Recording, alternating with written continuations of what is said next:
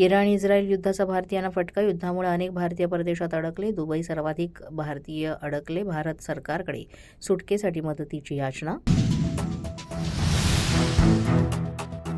जय पवार यांचा अहवालावर प्रश्न. अहवाल सखोलपणे तयार केला नसल्याची खंत व्यक्त.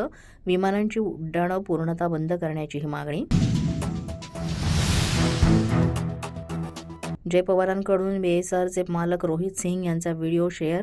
रोहित सिंग मुख्य पायलटच्या सीटवर झोपल्याचा व्हिडिओ पोस्ट. रोहित सिंग यांना अटक करून कठोर कारवाईची मागणी.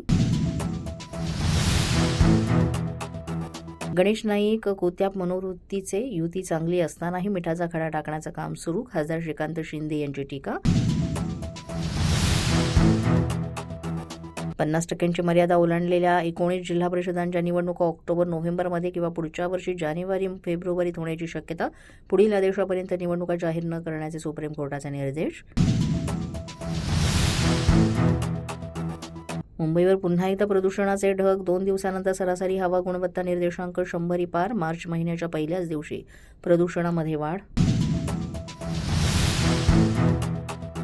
वेस्ट इंडिजला नमवून टीम इंडियाची सेमीफायनलमध्ये धडक.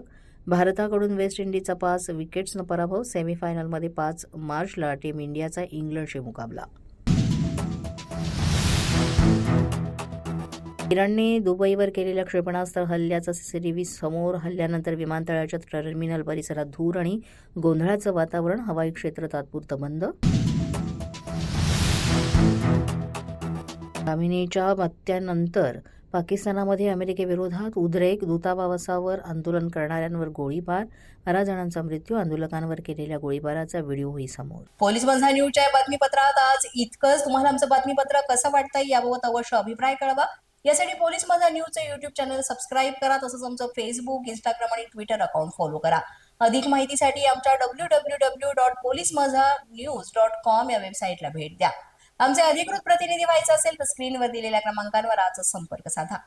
आजच्या बातमीपत्रात इतकंच. पुन्हा भेटूया पुढील बातमीपत्रात. तोपर्यंत पाहत रहा पोलीस माझा न्यूज.